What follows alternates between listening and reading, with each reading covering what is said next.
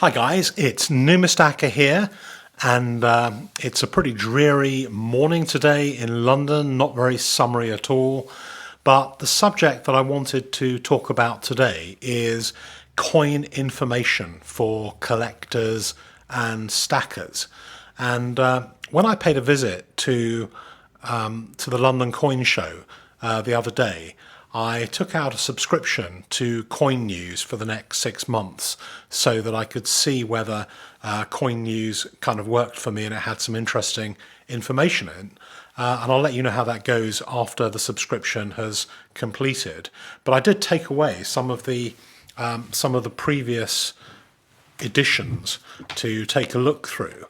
And it's kind of interesting because a lot of stacker type collectors don't really look at the coin press, and there's lots of interesting stuff in here. But of course, it is kind of geared at maybe a slightly more serious kind of collector.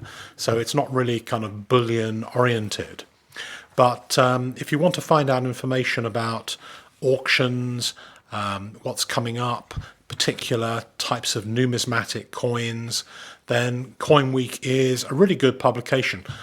You'll find a lot of the advertisers in here are members of the British Numismatic Trade Association, and they're also tend to be the kind of dealers who appear at the CoinX and London Coin Show type events.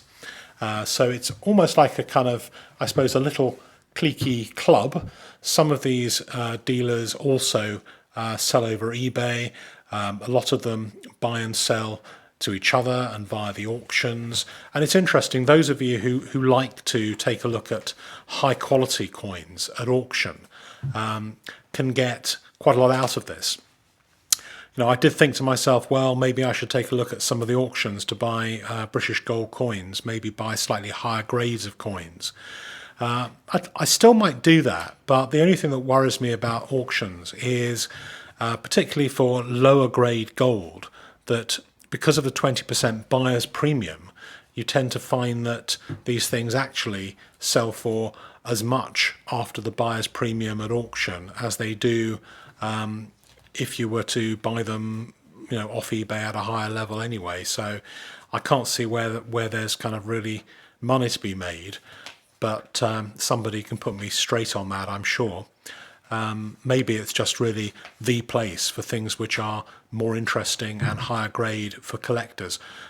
But let's take a quick look at some of the... so this one's May, and May was some kind of a process of... not a process at all, in fact, but I think it's talking about sort of, older British coins and hammered coins. There's always the ubiquitous Royal Mint adverts. I can't quite understand why the Royal Mint is advertising on the back of Coin Week, because it's not really going to get those impulse purchases very much. I don't imagine it's really hardcore collectors who are buying a lot of this stuff from the mint in the first place. Let's take a look at some of the others. The Year of the Monkey. So looking at lunar issues, and let's take a look through here.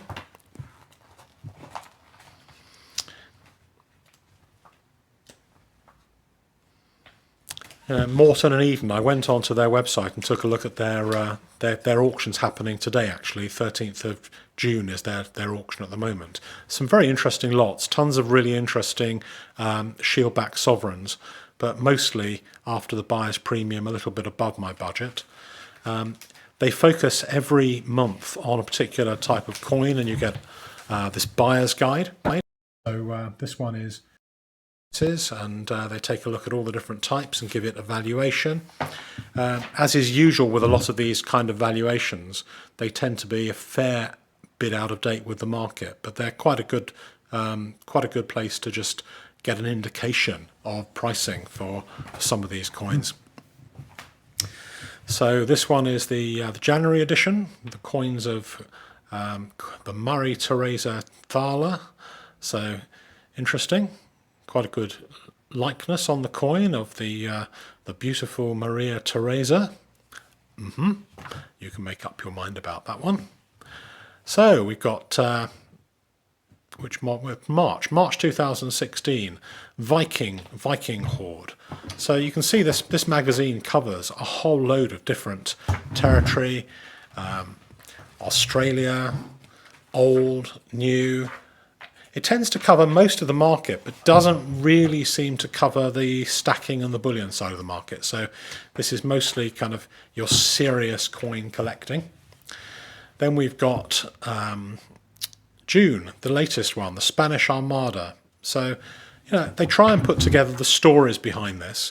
And it's interesting because this is a thriving publication in a time where so much of the stuff goes on the internet. And I really like it. And I'm looking forward to the rest of my copies on my subscription.